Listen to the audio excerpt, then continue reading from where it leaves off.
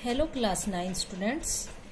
आज हम लोग आपका बायोलॉजी का first chapter improvement in natural resources का नेक्स्ट टॉपिक पढ़ने जा रहे हैं और वो क्या है, मैन्योर्स एंड फर्टिलाइजर्स। हम पढ़ेंगे मैन्योर्स क्या होते हैं एंड फर्टिलाइजर्स क्या होते हैं। अब प्लांट है उसको हमें प्रॉपर उसकी यील्ड के लिए, उसकी प्रॉपर ग्रोथ के लिए, उसकी प्रॉपर डेवलपमेंट के लिए हमें उसको क्या प्रोवाइड करना पड़ता है, न्यूट्रिशन प्रोवाइड करना पड़ता है, न्यूट्रिएंट्स प्रोवाइड करने पड़ते हैं। और वो न्यूट्रिएंट्स उन्हें किन से मिलते हैं, मैन्योर्स से, फर्टिलाइजर्स वगैरह से, या फिर जो भी डिजीज को रोकने के लिए प्लांट्स में, या फिर किसी भी उनकी यील्ड बढ़ाने के लिए हम जो भी उनको अप्लाई करते हैं बाहर से, एक्सटर्नल सोर्सेज से, जैसे कि मैन्योर्स, फर्टिलाइजर्स, वो उसको क्या प्रोवाइड कराते हैं, मेनली न्यूट्रिएंट्स प्रोवाइड कराते हैं। अब हम बात करते हैं कि मैन्योर्स एंड फर्टिलाइजर्स क्या होते हैं। तो हमने सबसे पहले बात की deficiency of plant nutrients, plant nutrients की डेफिशिएंसी होना एंड ऑर्गेनिक मैटर की डेफिशिएंसी होना इन दी सोयल में। अब प्लांट्स है, आप डायरेक्ट तो उन पे, जैसे कि आप कोई भी स्प्रे वगैरह कर रहे हो या फिर कोई भी आप उनको खाद वगैरह डाल रहे हो, तो वो सोयल के थ्रू ही प्लांट एब्जॉर्ब करता है, सोयल के थ्रू ही वो न्यूट्रिएंट को प्राप्त करता है, या तो वाटर के थ्रू या फिर एज ए फूड के थ्रू। अब हम बात करते हैं जैसे कि deficiency of plant nutrients and organic matter in the soil. ठीक है, डेफिशिएंसी है प्लांट न्यूट्रिएंट्स की एंड ऑर्गेनिक मैटर की सोयल में, is made up by adding manures. उसको हम क्या कर सकते हैं, is made up by adding manures and fertilizers to the soil of crop fields.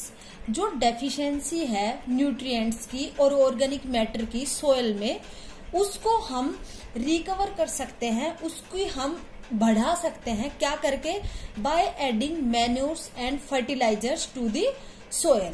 Soil में मैन्योर्स और फर्टिलाइजर्स को डाल के हम जो उसकी न्यूट्रिएंट की जो अवेबिलिटी है सोयल की, जो उसकी कैपेसिटी है न्यूट्रिएंट की और ऑर्गेनिक मैटर की, उसको हम इंक्रीज कर सकते हैं। क्या कर सकते हैं बच्चों, इंक्रीज कर सकते हैं।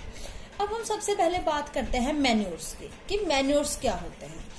ये क्या होते हैं, ये नेचुरल फर्टिलाइजर्स होते हैं। नेचुरल फर्टिलाइजर्स मतलब इसमें किसी भी केमिकल का यूज नहीं होता, ये नेचुरली अकर होते हैं। इन्हें हम नेचुरली अपने आप से भी प्रिपेयर कर सकते हैं, अपने आप से भी बना सकते हैं। अब जैसे अगर हम बात करें मैन्योर्स क्या होते हैं, दे आर बल्की रिसोर्सेज। बल्कि मतलब ज्यादा मात्रा में, ज्यादा अमाउंट में, हाई अमाउंट में, बल्कि बल्क में पाए जाना। They are bulky sources of organic matter. Organic matter मतलब ज्यादा प्रोवाइड कराएगा, उसका सोर्स है कौन, मैन्योर्स। विथ सप्लाई न्यूट्रिएंट्स, जो सप्लाई प्रोवाइड मतलब सप्लाई करता है न्यूट्रिएंट्स की, इन स्मॉल क्वांटिटीज में, and organic matter in large quantities. Manures क्या है, मेनली लार्ज या फिर बल्कि सोर्सेज है ऑर्गेनिक मैटर के और न्यूट्रिएंट्स के। ये सप्लाई करते हैं न्यूट्रिएंट्स तो स्मॉल क्वांटिटी में सोयल को या फिर प्लांट को मान लो, और organic matter in large quantity. Organic matter तो लार्ज क्वांटिटी में सप्लाई करता है और न्यूट्रिएंट्स को स्मॉल क्वांटिटीज में सप्लाई करता है। अब हम बात करते हैं next point. Manures are prepared by the decomposed animal excreta and plant waste. अब डीकम्पोज्ड का मतलब क्या होता है, डीकम्पोज्ड का मतलब है कोई भी चीज है, मान लो प्लांट का कोई भी वेस्ट मटेरियल, जैसे कि लीव्स वगैरह हो गए, उसके फ्लावर्स वगैरह हो गए, उसकी जो भी रूट्स वगैरह है, मान लो कोई भी प्लांट है वो वेस्ट हो गया, मतलब वो सूख गया, उसकी पत्तियां झड़कने लग गई। अब किसी भी, मान लो हम किसी भी फील्ड की बात कर रहे हैं, किसी भी खेत की बात कर रहे हैं वहां पे, है ना, और वहां पे एनिमल का एक्सक्रीटा, जैसे कि मान लो किसी भी एनिमल ने वहां पे क्या कर दिया, एक्सक्रीशन कर दिया। एक्सक्रीटा मतलब जैसे कि कोई भी गोबर वोबर कर दिया, है ना। अब वो क्या होगा, कुछ टाइम बाद अदर वहां पे जो सोयल में जो बैक्टीरिया, जो माइक्रो ऑर्गेनिजम्स या फिर जो माइक्रोब्स प्रेजेंट है, वो उसको डाइजेस्ट कर लेंगे, वो उस पर अटैक करके उसको क्या कर देंगे, डीकम्पोज कर देंगे। क्या कर देंगे, डीकम्पोज कर देंगे। डीकम्पोज का मतलब है कुछ दिनों बाद वो मिट्टी में ही क्या हो जाएगा, मिल जाएगा, मिक्स हो जाएगा। मतलब क्या है, अब वो डीकम्पोज हो गया। अब जैसे किसी भी एनिमल एक्सक्रीटा को एक्सक्रीटा की बात करो, किसी भी प्लांट के पार्ट की बात करो, प्लांट के वेस्ट की बात करो, वो क्या हो जाते हैं, डीकम्पोज हो जाते हैं सोयल में, यदि वो काफी टाइम तक वहां पे मतलब पड़े हुए हैं, काफी टाइम तक वहां पे वो रखे हुए हैं। तो आया आपको समझ में। तो मैन्योर्स हम कैसे प्रिपेयर करते हैं, by the decomposition of animal excreta and plant waste के थ्रू हम क्या कर सकते हैं, मैन्योर्स को खुद से प्रिपेयर कर सकते हैं। अब देखो, हमने ये एनिमल एक्सक्रीटा और प्लांट वेस्ट एक नेचुरली अकरिंग चीज है, ऐसा तो नहीं है ये कोई केमिकली है या फिर केमिकल्स वगैरह के है। तो हमने इसीलिए बोला था कि ये नेचुरल फर्टिलाइजर्स है, क्योंकि हम इनको खुद से भी प्रिपेयर कर सकते हैं बाय द नेचुरल थिंग्स से।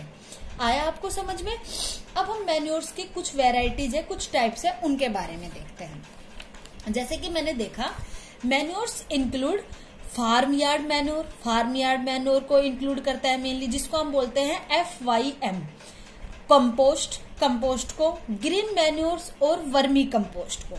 अब हम एक एक करके 1 बाय 1 इनके बारे में देखेंगे, ठीक है। सबसे पहले हम बात करते हैं फार्म यार्ड मैन्योर्स की, FYM, फार्म यार्ड मैन्योर्स की, कि किस टाइप का होता है, इसमें हम मेनली कैसे कैसे जो मैन्योर है उसको प्रिपेयर करते हैं। हम बात करते हैं फार्म यार्ड मैन्योर की। तो it is the decomposed mixture of cattle excreta, cattle excreta या फिर कैटल डंग, मतलब वही गोबर, गाय का, भैंस का, या फिर कोई भी डोमेस्टिकेटेड एनिमल है, जैसे डॉग हो गया, कैट हो गई, शिप हो गई, गोट हो गई, ये सारे क्या है, डोमेस्टिकेटेड एनिमल्स है। तो कैटल एक्सक्रीटा या फिर कैटल डंग लिख सकते हो। यूरिन, उनका पेशाब, उनका यूरिन, उनका टॉयलेट। लिटर, लिटर क्या है, bedding material used in night under cattles. अब जैसे सर्दी वर्दियों में आप देखते होंगे गाँव में जो भी भैंस वगैरह रखते हो, गाय वगैरह रखते हो, उसको रात में कुछ उड़ाया जाता है, मतलब सर्दी से बचने के लिए, या फिर उनके नीचे है ना कोई भी जैसे कि फाइबर वगैरह का, या फिर अलग उसका जैसे कि जूट वगैरह होता है, इनसे कुछ बना के रखा जाता है, ताकि क्या कर सके, जो एनिमल है वो अच्छे से उस पे क्या कर सके, स्लीप कर सके, अच्छे से क्या कर सके, स्लीप कर सके और सर्दी से बच सके। तो हम उसको भी मैन्योर बनाने में यूज में ले सकते हैं। And left over organic matter such as fodder, जैसे कि left over organic matter such as fodder की बात करें, फोडर क्या होता है, चारा, भूसा चारा जो हम भैंसों को प्रोवाइड करते हैं। तो फार्म यार्ड मैन्योर में हम किसकी बात करेंगे, it is the decomposed mixture, decomposed हो गया वो मिक्सचर, किस किस का, कैटल एक्सक्रीटा, कैटल का जो गोबर है, जो डंग है वो एक्सक्रीटा, उनका यूरिन, लिटर, जो भी हम बेडिंग मटेरियल यूज कर रहे हैं डोमेस्टिकेटेड एनिमल्स के लिए नाइट के टाइम पे, वो किस में आएगा, लीटर में, हम उसको भी यूज कर सकते हैं फार्म यार्ड मैन्योर को प्रिपरेशन करने के लिए, उसको बनाने के लिए। And left over organic matter such as fodder, जैसे कि भूसा चारा जो भी बच गया ऑर्गेनिक मैटर, उसको भी हम क्या कर सकते हैं, यूज में ले सकते हैं फार्म यार्ड मैन्योर के प्रिपरेशन के लिए, उसके फॉर्मेशन के लिए। आया इतना समझ में। अब हम आगे बात करते हैं। These waste materials are collected daily, इन वेस्ट मटेरियल्स को हम क्या करेंगे, कलेक्ट करेंगे daily from the cattle shed, cattle shed मतलब जहां पे वो कैटल, जहां पे आपका डोमेस्टिकेटेड एनिमल रह रहा है वहां से। एंड स्टोर्ड इन ए पिट, पिट क्या होता है, गड्ढा, पिट क्या होता है, गड्ढा, फॉर डीकम्पोजिशन, ताकि उनका इजीली क्या हो सके, डीकम्पोजिशन हो सके अंडरग्राउंड में। ग्राउंड में हम एक गड्ढा बना देंगे, जिसमें हम लोग क्या करेंगे, जितने भी वेस्ट मटेरियल है, जो भी हमने ये इकट्ठा किया है, कैटल डंग, उसका यूरिन, उसका लेटर, या फिर अदर जो भी ऑर्गेनिक मैटर है, उसको जो हमने इकट्ठा किया है, कलेक्ट किया है, उसको हम क्या करेंगे, एक पिट बनाएंगे, एक गड्ढा बनाएंगे, और उसमें हम उसको क्या कर देंगे, रख देंगे, ताकि इजीली उसका क्या हो सके, डीकम्पोजिशन हो सके, माइक्रो ऑर्गेनिजम्स के द्वारा क्या हो सके, डीकम्पोजिशन हो सके। ठीक है, जैसे कि जो भी वेस्ट मटेरियल हमने कलेक्ट किया डेली, कहाँ से, कैटल के एक्सक्रीटा से, यूरिन से, उनका लीटर, या फिर रात के टाइम में जो भी हम उनके ऊपर ढकते हैं, जो भी मटेरियल हम उनको प्रोवाइड कराते हैं सर्दी से बचने के लिए, वो उनका bedding material. Left over organic matter, जो भी ऑर्गेनिक मैटर हुआ, जैसे फोडर वगैरह, भूसा चारा, वो सब, रफेज वगैरह, ये सब है ना। तो these waste materials are collected daily from the cattle shed and stored in a pit. अब गड्ढे में उसको क्या कर दिया, स्टोर कर दिया। क्यों स्टोर किया, उसका डीकम्पोजिशन हो जाए, ताकि उसका इजीली डीकम्पोजिशन हो जाए बाय द माइक्रो ऑर्गेनिजम्स। और वो माइक्रो ऑर्गेनिजम्स कौन कौन से हो सकते हैं जो डीकम्पोजिशन में हेल्प करते हैं? Bacteria, fungi, etcetera. आया इतना समझ में आपको? तो ये हम किसके बारे में पढ़ रहे हैं? फार्म यार्ड मैन्योर के बारे में। किसके बारे में पढ़ रहे हैं हम? फार्म यार्ड मैन्योर के बारे में। अब हम आगे बात करते हैं।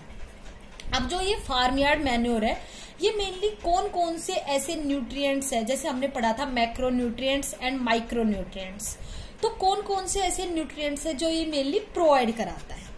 तो farmyard manure FYM contains nitrogen, phosphorus and potassium. तो क्या क्या प्रोवाइड कराता है ये? इसलिए क्या क्या कंटेन करके रख सकता है?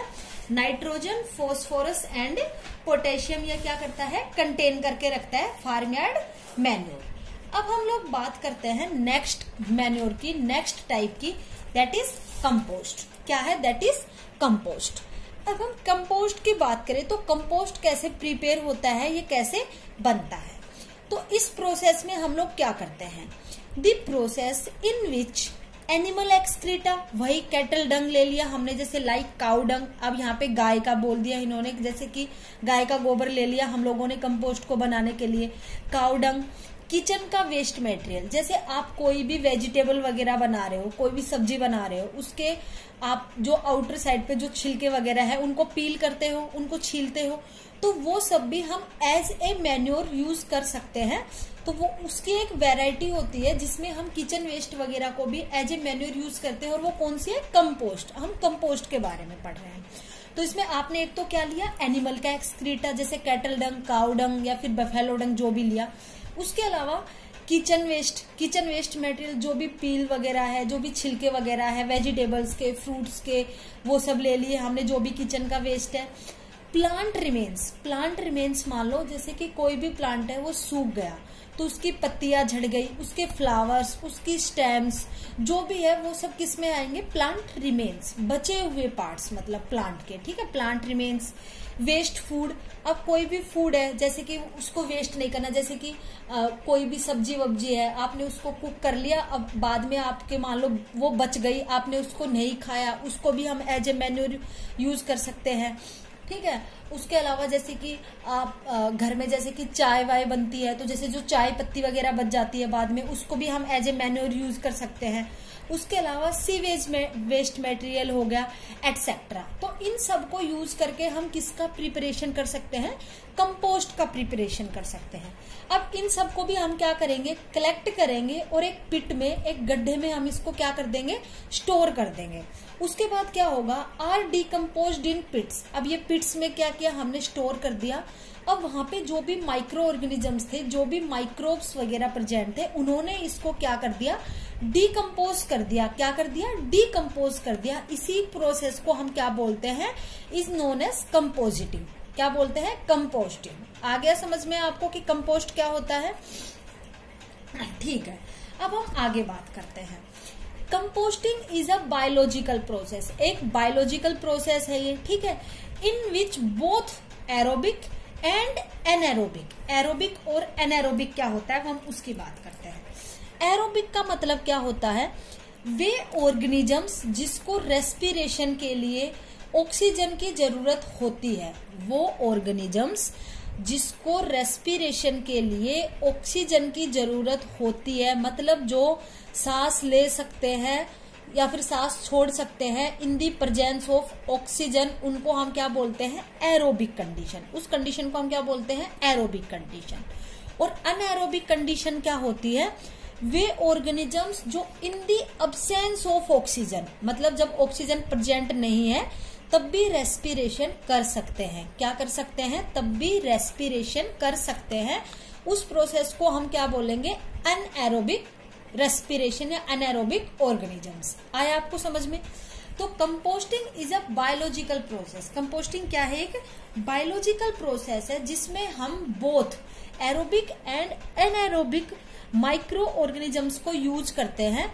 किसी भी जो हमने ऑर्गेनिक मैटर डाला है या जो हमने वेस्ट डाला है, जो हमने कैटल डंग कलेक्ट किया है, स्टोर किया है पिट में, उसको डीकम्पोज करने के लिए, तो उसको जो माइक्रो ऑर्गेनिजम्स डीकम्पोज दी ऑर्गेनिक मैटर, तो composting is a biological process और इसके डीकम्पोजिशन में जिन ऑर्गेनिजम्स का, जिस माइक्रो ऑर्गेनिजम्स का हमने यूज किया है वो एरोबिक भी हो सकते हैं, वो एनारोबिक भी हो सकते हैं।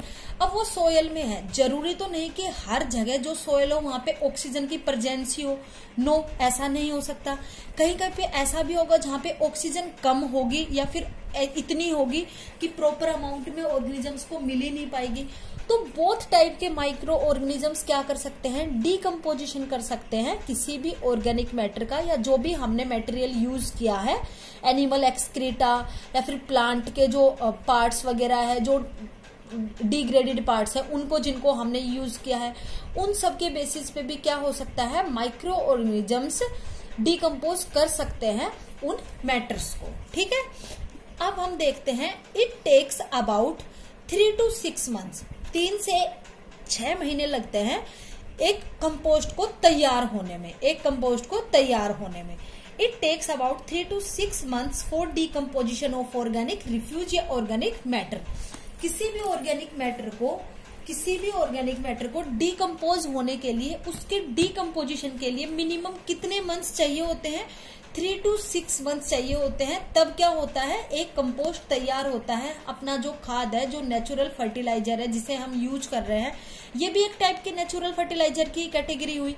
ठीक है, नेचुरल मैन्योर ही हुआ एक टाइप का, क्योंकि इसमें हम सारी नेचर की चीजें प्रोवाइड कर रहे हैं, कोई भी केमिकली चीज हम लोग इसमें यूज नहीं कर रहे। एनिमल एक्सक्रीटा एक नेचुरल है, एक किचन वेस्ट है वो भी नेचुरल है, प्लांट रिमेन्स नेचुरल है, तो ये सब हम नेचुरल ही यूज कर रहे हैं, तो हम इसको भी बोल सकते हैं एक ये टाइप है नेचुरल मैन्योर का या नेचुरल फर्टिलाइजर का। आया इतना आपको समझ में, कंपोस्ट तक हमने पढ़ लिया।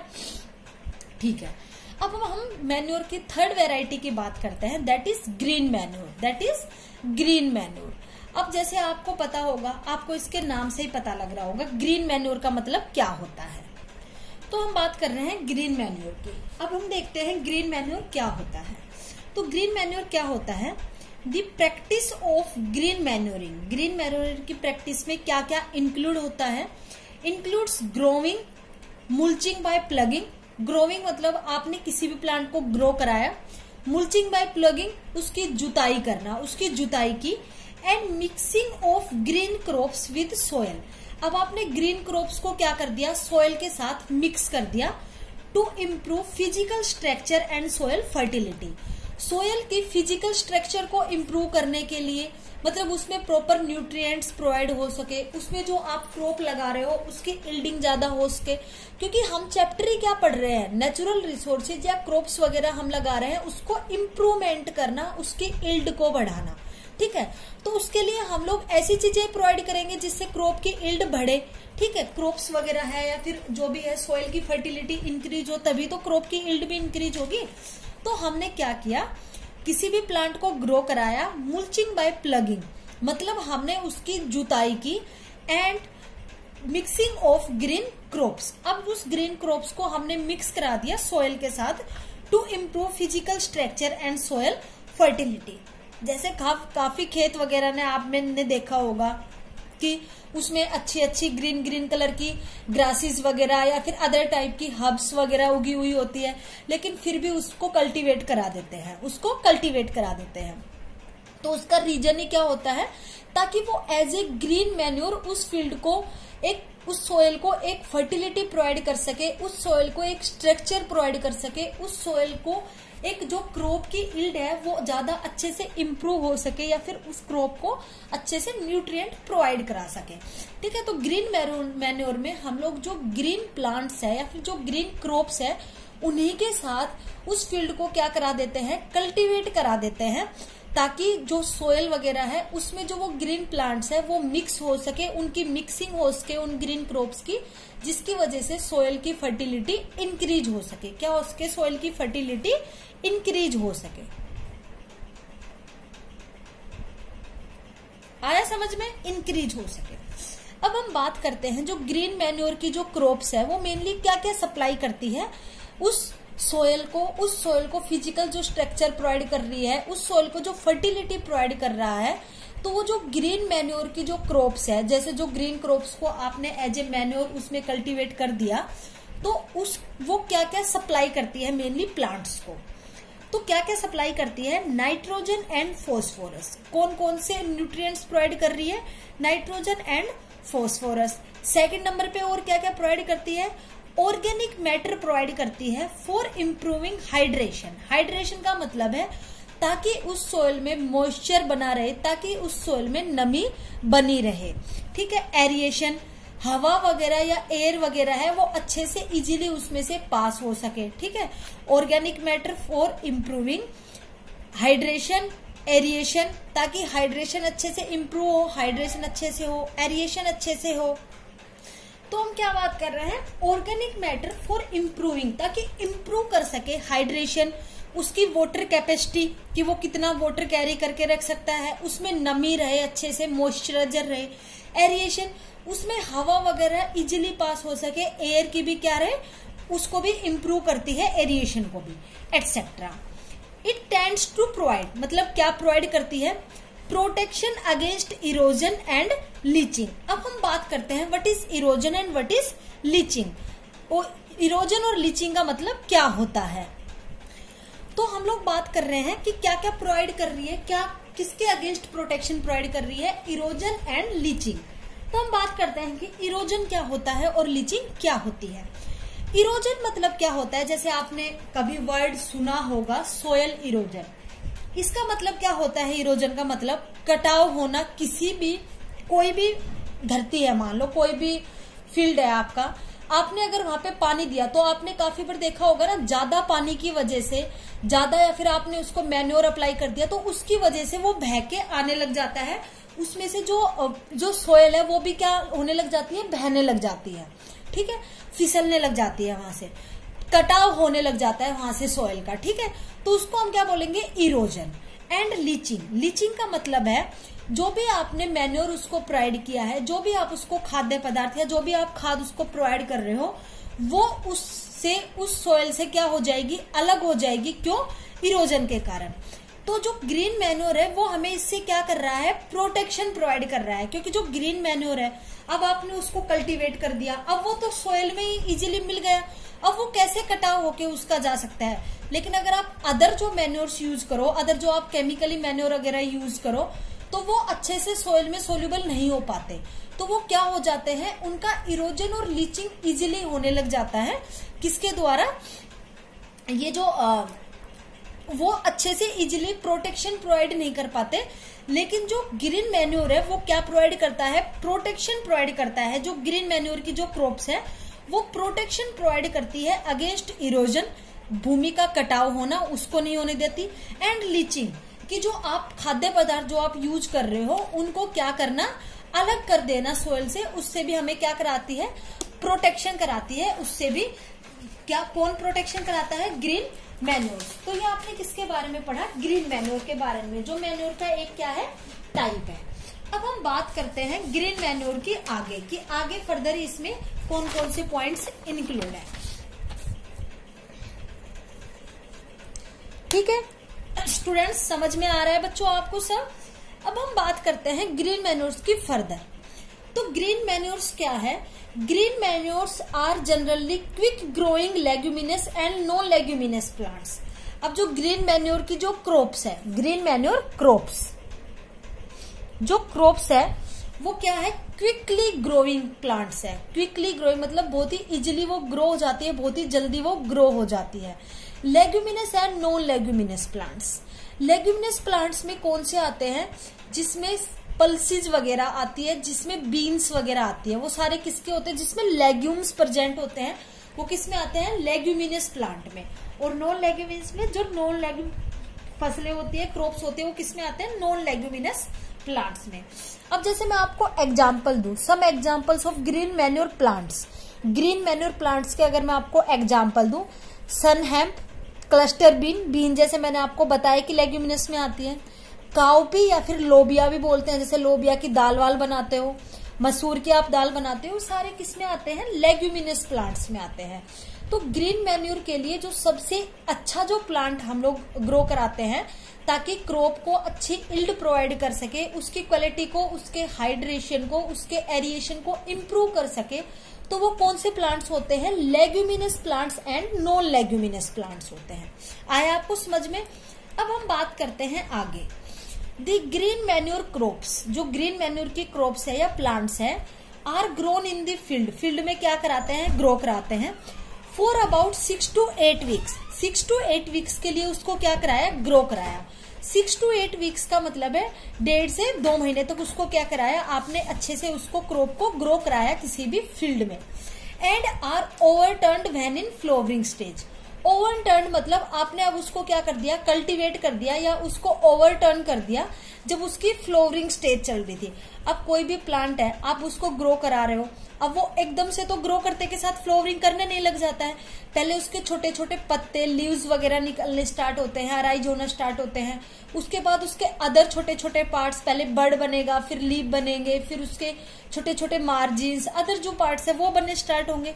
उसके बाद कहीं जाके उसमें फ्लावरिंग स्टार्ट होती है। ठीक है, तो जब उसकी फ्लावरिंग स्टेज चल रही होती है तो जो ग्रीन मैन्योर की क्रॉप्स है या फिर ग्रीन मैन्योर जो प्लांट्स है उसको हम क्या कर देते हैं?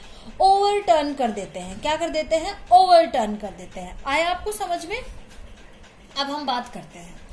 These crops remain buried for about 1 to 2 months। ये क्रॉप्स क्या हो जाती है? ब्यूरिड का मतलब है मिल जाना, मिक्स हो जाना, सोयल में ही उसको बुरी हो जाना। ठीक है, तो ये क्रॉप्स मेनली क्या हो जाएंगे? Remain buried for about 1 to 2 months। 1 to 2 months के बाद 1 to 2 months में क्या हो जाएगी? ये जो क्रॉप्स है ये कम्प्लीटली बरीड हो जाएंगी, कम्प्लीटली मिक्स हो जाएगी उस सोयल के साथ। ड्यूरिंग दिस पीरियड, इस पीरियड के दौरान जब वो बरीड हो रही होगी, plants should be completely decomposed. Plants should be मतलब कम्प्लीटली डिकम्पोज हो जाने चाहिए। बरीड होने से पहले, सोयल में अच्छे से मिक्सअप होने से पहले वो जो प्लांट्स है उनको कम्प्लीटली डिकम्पोज हो जाना चाहिए before sowing of next crop. अब जैसे हम लोग बात करते हैं, फिलहाल जो सीजन चल रहा है इसकी, सरसों वगैरह सबने उगा रखी है। अब सरसों की क्या हो गई? कटाई हो गई। वो जो फसल थी सरसों को निकाल लिया गया मशीन के थ्रू, ट्रैक्टर के थ्रू। ठीक है, अब आपने क्या किया? वहां पे जो भी बाद में जो भी उसके जो वेस्ट बचता है नीचे के, जो भी आप जिसको आप ईंधन के रूप में यूज करते हो, घर पे फ्यूल के रूप में यूज करते हो, काफी लोग उसको अपने घर पे ले आते हैं, काफी लोग उसको नहीं लाके वहीं पे क्या करा देते हैं? कल्टीवेट करा देते हैं। तो वो भी एज ए ग्रीन मैन्योर किसकी तरह यूज हुआ है? वो एज ए ग्रीन मैन्योर की तरह यूज हुआ है। अब वो क्या होगा? फुली डिकम्पोज हो जाएगा 6 to 8 वीक्स में, जब तक कि आप वहां पे नेक्स्ट फसल का क्या नहीं करोगे?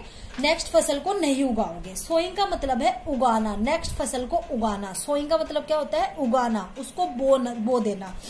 ठीक है, तो अब आपने क्या किया?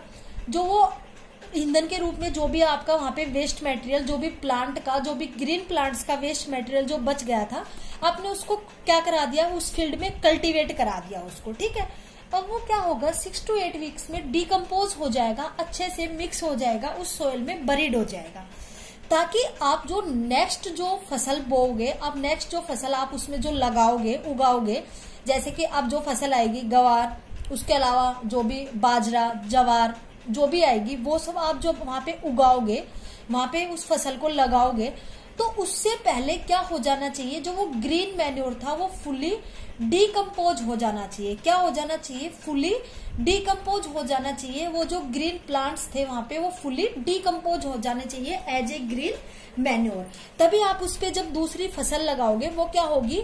हाईली इल्ड की होगी, हाई इल्ड की होगी, और इजीली आपको क्या प्रोवाइड कर सकेगी? कोई भी आप जो क्रॉप उगा रहे हो उसकी आपको इल्ड भी अच्छी इंप्रूव करके देगी और सोइल की फर्टिलिटी भी अच्छी होगी। आया आपको समझ में? अब हम बात करते हैं 4th टाइप के मैन्योर की, दैट इज वर्मी कंपोस्ट। क्या है? Vermi compost. It is a kind of manure. Manure का काइंड है, अब तक जो भी हमने पढ़े वो सारे मैन्योर के ही काइंड्स हैं। Rich in organic matter, mainly किसमें रिच होता है, किसकी ज्यादा इसकी कंसेंट्रेशन मिलती है? ऑर्गेनिक मैटर की, एंड न्यूट्रिएंट्स की, which is derived from organic waste of plants mainly जो किससे ड्राइव होते हैं, जो ऑर्गेनिक मैटर और जो न्यूट्रिएंट्स जो इसमें हाई अमाउंट में मिलते हैं या फिर जो रिच होते हैं, वो मेनली किससे हमें प्राप्त होते हैं, वो मेनली किससे ड्राइव होते हैं। तो मेनली किससे ड्राइव होते हैं, ड्राइव्ड फ्रॉम ऑर्गेनिक वेस्ट से। ऑर्गेनिक वेस्ट किसका, प्लांट्स का और एनिमल्स का, ठीक है। Derived from organic waste of plants and animal, origin by the activity of earthworm. Mainly किसके द्वारा डिकम्पोजिशन या किसके द्वारा वो जो उनकी जो प्लांट्स वगैरह जो एनिमल वगैरह का जो वेस्ट है वो डिकम्पोज हो रहा है, वो किसकी एक्टिविटी के द्वारा हो रहा है, यहाँ पे अर्थवॉर्म्स की एक्टिविटी के द्वारा। अर्थवॉर्म्स को हम इको फ्रेंडली भी बोलते हैं या फिर फार्मर्स फ्रेंड भी बोलते हैं। इनको हम फार्मर्स फ्रेंड क्यों बोलते हैं, क्योंकि वर्मी कंपोस्ट क्या होता है, उसमें हम एज ए मैन्योर खेतों में क्या प्रोवाइड करते हैं, अर्थवॉर्म्स वगैरह को प्रोवाइड करते हैं, जो कि वहां पे जो भी अनडाइजेस्टेबल जो भी मटेरियल होता है, जो कि क्रॉप के लिए हानिकारक हो, जो क्रॉप के लिए हार्मफुल जो भी माइक्रोब्स वगैरह होते हैं, उन सबको क्या कर देते हैं अर्थवॉर्म्स, डिग्रेड कर देते हैं। क्या करते हैं, डिग्रेड कर देते हैं। जो भी प्लांट एनिमल से जो भी हम यूज कर रहे हैं, उनका एक्सक्रीशन वगैरह, उसमें कुछ भी चीज हार्मफुल है, उन सबको क्या कर देते हैं अर्थवॉर्म्स, डिग्रेड कर देते हैं। इसलिए हम इनको फार्मर्स फ्रेंड भी बोलते हैं या इको फ्रेंडली भी बोलते हैं, ठीक है। Earthworms popularly known as farmer's friend, ठीक है। Earthworms are very well known as nature's ploughman. Nature's ploughman मतलब नेचर को अच्छे से प्लग करने वाला, उसमें अच्छे से जो भी हम लोग क्रॉप वगैरह लगा रहे हैं उसकी अच्छी यील्डिंग प्रोवाइड कराना, उसकी अच्छे से प्लगिंग कराना। विच promote soil aeration. Soil aeration को क्या करेगा, प्रमोट करेगा, मतलब सोयल एरिएशन को इंक्रीज करेगा। Crush and mix soil particles and convert the nutrients into simpler form. क्या करेगा, मेनली इसको हम लोग क्या बोलते हैं, नेचर्स प्लगमैन। ये मेनली क्या प्रमोट करेगा, सोयल एरिएशन को। अब उसके बाद उसको क्रश कर देगा, मतलब अच्छे से मिक्स कर देगा। एंड मिक्स सोयल पार्टिकल्स, और सोयल पार्टिकल्स को आपस में मिक्स कर देगा। और जो न्यूट्रिएंट्स जो भी वहां से मिल रहे थे, अब जो न्यूट्रिएंट्स मिलेंगे, अब काफी न्यूट्रिएंट्स कैसे होते हैं, वो ज्यादा कॉम्प्लेक्स सब्सटेंसेस होते हैं, कॉम्प्लेक्स फॉर्म में पाए जाते हैं।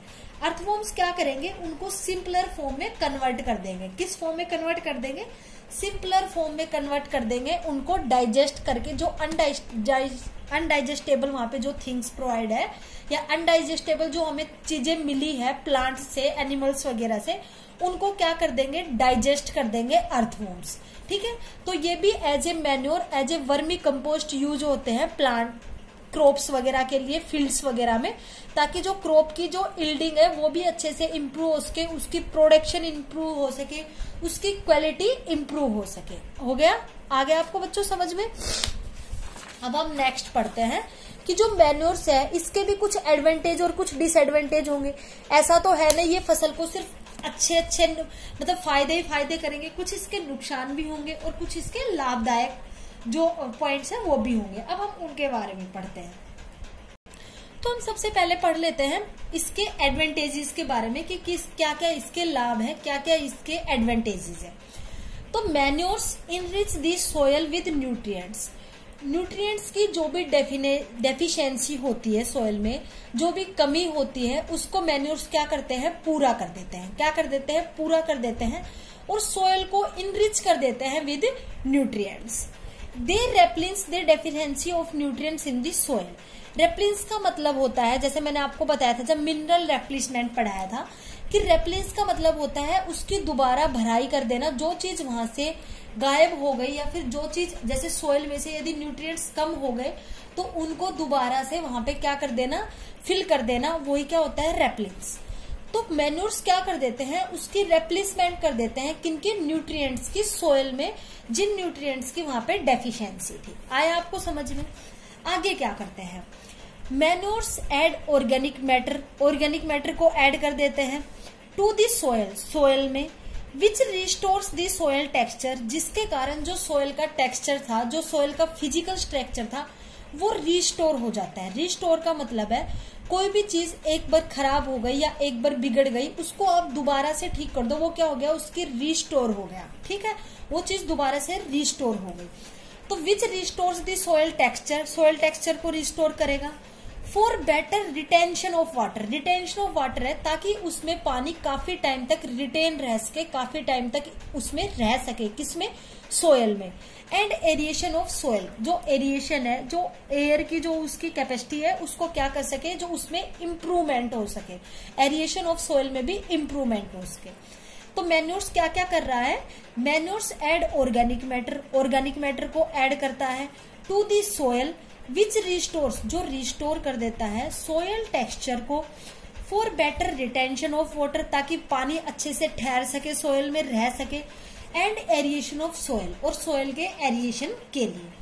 अब उसके बाद हम बात करते हैं नेक्स्ट पॉइंट की, ऑर्गेनिक मैटर इन मैन्योर्स, जो ऑर्गेनिक मैटर प्रेजेंट है मैन्योर्स में, provide food for the soil organisms. अब जो ऑर्गेनिक मैटर है मैन्योर में, वो ये तो है नहीं कि अपना जो क्रॉप प्लांट है, अपना जो प्लांट है उसी को सिर्फ मतलब क्रॉप के प्रोडक्शन में इंप्रूवमेंट करेगा या उसी की इल्ड को इंक्रीज करेगा, उसके अलावा उसके और भी कुछ एडवांटेजेस होंगे, उसके अलावा वो और भी कुछ फायदे करेगा। तो वो फायदे क्या क्या है, उसका एक फायदा क्या है, organic matter in manures provide food, food provide करेगा उन ऑर्गेनिजम्स के लिए जो सोयल में रहते हैं, जैसे डीकम्पोजर्स, जो डीकम्पोज करते हैं मेनली वो सोयल में ही पाए जाते हैं, जैसे मैंने आपको बताया था बैक्टीरिया, फंजाई, ये सब डीकम्पोजर माइक्रो ऑर्गेनिजम्स है, डीकम्पोजर ऑर्गेनिजम्स है, सोयल ऑर्गेनिजम्स है। तो इन सबको मैन्योर ऑर्गेनिक मैटर भी प्रोवाइड करता है उनके फूड के लिए, which help in providing nutrients to plants. अब क्या है, जो बैक्टीरिया फंजाई है वो किसमें हेल्प कर रहे हैं, डीकम्पोजिंग में। अब उनको भी ऑर्गेनिक मैटर प्राप्त हो रहा है एज ए फूड, तो वो जितना अच्छा उनको ऑर्गेनिक मैटर प्रोवाइड होगा एज ए फूड, वो उतने ही अच्छे से, उतने ही इजीली वो क्या कर पाएंगे, डीकम्पोज कर पाएंगे, और उतने ही जितने इजीली वो डीकम्पोज करेंगे, जितनी फास्टली वो डीकम्पोज करेंगे, उतने ही अच्छे तरीके से जो न्यूट्रिएंट्स वगैरह है वो प्लांट को प्रॉपर अमाउंट में मिल पाएंगे। तो organic matter in manures provides food for the soil organisms, जैसे कि बैक्टीरिया और फंजाई जो डीकम्पोजर्स होते हैं, which help in providing nutrients to plants, जो प्लांट्स को न्यूट्रिएंट्स प्रोवाइड करते हैं, क्रॉप्स को न्यूट्रिएंट्स प्रोवाइड करते हैं। अब आगे हम बात करते हैं नेक्स्ट पॉइंट की, it helps in recycling of biological waste. Recycling का मतलब है किसी भी चीज को दोबारा से यूज में ले लेना, रिसाइकिल का मतलब है उस चीज को दोबारा से साइकिलिंग में दोबारा से यूज में ले लेना। तो मैन्योर्स मेनली किसमें हेल्प करते हैं, रिसाइकिलिंग ऑफ बायोलॉजिकल वेस्ट, जो भी बायोलॉजिकल वेस्ट है उसको उसकी दोबारा से रिसाइकिलिंग करके उसको हम यूज में ले सकते हैं। जैसे कि मैंने बताया था किचन का जो वेस्ट है, वेजिटेबल्स वगैरह है, आपने उसको पील ऑफ किया, उसके जो भी छिलके विलके हैं, अब वो वेस्ट मटेरियल है, लेकिन हम उसको भी यूज में ले रहे हैं as a manure, as a compost बनाने के। तो वो क्या हुई, रिसाइकिलिंग हुई एक वेस्ट मटेरियल की, एक बायोलॉजिकल वेस्ट मटेरियल की। ठीक है, आया समझ में।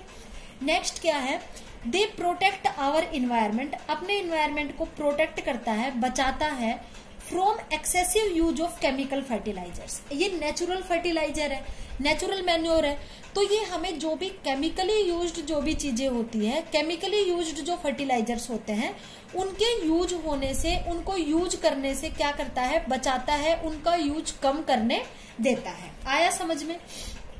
अब ये हमने क्या पढ़े, इसके क्या क्या लाभ थे। अब हम पढ़ेंगे इसके क्या क्या नुकसान है, क्या क्या डिसएडवांटेज है, ये कैसे कैसे हमें नुकसान पहुंचा सकता है। Disadvantages of manures, manures are bulky with low nutrient content, bulky होते हैं, बहुत ज्यादा अमाउंट में होते हैं, मतलब ठीक है, हैवी अमाउंट में, हाई अमाउंट क्वालिटी में प्रोवाइड करते हैं mainly.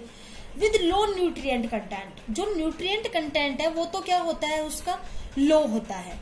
The nutrients gate released slowly, जो न्यूट्रिएंट्स है उसमें वो क्या होते हैं, स्लोवली क्या होते हैं, रिलीज होते हैं सोयल से। ऐसा क्यों होता है, क्योंकि जो मैन्योर्स होते हैं वो इनसोल्यूबल होते हैं वाटर में। क्या होते हैं, इनसोल्यूबल। इनसोल्यूबल का मतलब होता है जो सोल्यूबल ना हो वाटर में, जो घुलनशील ना हो, जो घुले नहीं वाटर में। ठीक है, तो वो क्या, जो मैन्योर्स होते हैं वो क्या होते हैं, इनसोल्यूबल होते हैं वाटर में। तो जब कोई चीज सोल्यूबल ही नहीं है, अब मान लो आपने चीनी डाली किसी वाटर में, अब आपने उसको मिला दिया, तो वो इजीली सोल्यूबल है, तो वो अच्छे से पूरे पानी में मिल गई। लेकिन अगर आपने कोई ऐसा मटेरियल डाल दिया जो उसमें सोल्यूबल नहीं है, जैसे एग्जाम्पल ले लो कोई भी ऑयली चीज डाल दी आपने तो वो इजीली उसमें सोल्यूबल नहीं होता वाटर में। वो अगर सोल्यूबल भी होता है तो बहुत ही कम अमाउंट में और बहुत ही काफी टाइम में सोल्यूबल होता है। तो आप उसको काफी देर तक घुमाते रहो, लेकिन वो बहुत ही कम देर के लिए सोल्यूबल होगा, वरना फिर वो ऊपर आ जाता है। ठीक है, तो वो क्या होगा, स्लोवली होगा जो चीज होगी वो। तो जब मैन्योर्स है वो इनसोल्यूबल है वाटर में, तो उनसे जो न्यूट्रिएंट्स रिलीज होंगे वो भी क्या होंगे, स्लोवली, धीरे धीरे होंगे। Unable to fulfil the high and rapid demand of nutrients. Unable मतलब एबल नहीं होंगे फुलफिल करने के लिए उनकी अमाउंट को, the high and rapid demand of nutrients required by improved high yield hybrid varieties of crops. अब हर क्रॉप को जो न्यूट्रिएंट की अवेलेबिलिटी है वो अलग अलग चाहिए होती है। किसी को कम न्यूट्रिएंट चाहिए होते हैं अपनी क्रॉप की अच्छी यील्डिंग के लिए, अच्छी उसकी वैरायटी के लिए। किसी को ज्यादा न्यूट्रिएंट्स की जरूरत होती है। जैसे कि अब हम ह्यूमंस की बात करें, किसी को 1 चपाती खा के प्रॉपर न्यूट्रिशन मिल जाता है, किसी को 3 चपाती खा के मिलता है। तो सबकी एक अपनी अपनी कैपेसिटी होती है। ऐसे ही क्या होता है, प्लांट्स की भी अपनी अपनी एक कैपेसिटी होती है न्यूट्रिएंट्स को लेने की, न्यूट्रिएंट्स को गेन करने की, और उसके बाद जो उसकी वेराइटीज, क्रॉप्स वगैरह की जो वेराइटीज है उसको इम्प्रूव करना, उसकी यील्डिंग को इम्प्रूव करना, उसको फुलफिल करने की क्या होती है, कुछ कैपेसिटी होती है हर अपने प्लांट की। तो मैन्योर्स इनसोल्यूबल है वाटर में, तो ये इनमें जो न्यूट्रिएंट्स है वो इजीली या फिर जो स्लोवली क्या होंगे, रिलीज होंगे सॉइल में, और फिर वो स्लोवली प्लांट तक पहुंचते हैं। तो जो प्लांट को जो प्रॉपर जो न्यूट्रिशन चाहिए होता है, प्रॉपर जो न्यूट्रिएंट्स चाहिए होते हैं, मैन्योर काफी प्लांट्स को इजीली वो प्रॉपर न्यूट्रिएंट्स प्रोवाइड नहीं करा पाता, जिससे उसकी जो यील्ड है वो अच्छी हो या फिर उसकी जो वैरायटी है क्रॉप की वो अच्छी हो। आ गया समझ में? It is insoluble to water, जैसा मैंने आपको पीछे वाले पॉइंट में बता दिया ये चीज। It can't be stored beyond a period of 1 to 2 months। अब हम लोग जो कंपोस्ट है, जो मैन्योर है, जैसे कि हमने किसी भी एक्सक्रीटा को, जो भी एनिमल एक्सक्रीटा को या किसी भी वेजिटेबल वगैरह को सड़ा के गला के जो भी हमने उसको बनाया है मैन्योर, हमने जो डिकम्पोज किया है, उसको हम मैक्सिमम 1 to 2 months तक ही स्टोर कर सकते हैं। उसके बाद हम उसको स्टोर नहीं कर सकते। ठीक है, लेकिन जो केमिकल फर्टिलाइजर्स होते हैं उनको हम काफी टाइम तक स्टोर कर सकते हैं। ठीक है, तो एक इसका डिसएडवांटेज क्या हुआ कि इसको सिर्फ हम 1 to 2 months तक ही स्टोर कर सकते हैं। पोल्यूट वाटर, अब ये इनसोल्यूबल है वाटर में, तो ये वाटर को भी क्या करता है, पोल्यूट करता है, वहां पे पोल्यूशन कोज करता है। उसके अलावा risk of pathogen disease occurrence. अब कहीं पे भी मान लो आप जहाँ पे भी, जैसे कि गांव वगैरह में जहाँ पे भी गोबर वगैरह इकट्ठा करते हैं, जैसे कि भैंस का, जो भी उनके घर में जो भी डोमेस्टिकेटेड एनिमल है वहां पे, तो वहां पे आपने देखा होगा बहुत सारे मच्छर वगैरह पनपने लग जाते हैं, बहुत सारे अदर बैक्टीरिया, अदर पैथोजेंस वगैरह पनपने लग जाते हैं जो डिजीज कोज करते हैं। जैसे कि गंदगी में तो आपको पता ही बहुत सारे टाइप के अदर डिजीज कोज करने वाले माइक्रो ऑर्गेनिजम्स या फिर पैथोजेंस डेवलप हो जाते हैं वहां पे।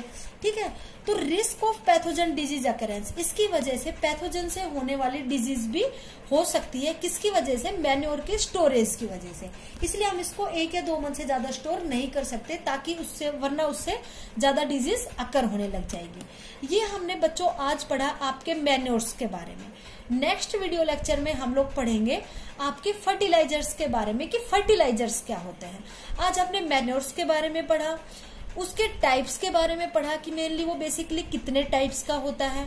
उसके बाद हमने उसके एडवांटेजेस और डिसएडवांटेजेस के बारे में पढ़ा कि वो कैसे लाभदायक है और कैसे हानिकारक है सोयल के लिए, ह्यूमन बीइंग्स के लिए, या फिर जो प्लांट के लिए, क्रॉप की यील्ड के लिए, या फिर क्रॉप की वेराइटीज के लिए, उसकी प्रोडक्शन के लिए वो कैसे हार्मफुल है या फिर कैसे वो एडवांटेजियस है या फिर कैसे वो डिसएडवांटेजियस है। आगे आपको इतना बच्चों समझ में? तो आज हमने पढ़ा मैन्योर्स के बारे में। नेक्स्ट वीडियो लेक्चर में हम पढ़ेंगे फर्टिलाइजर्स के बारे में। थैंक यू बच्चों।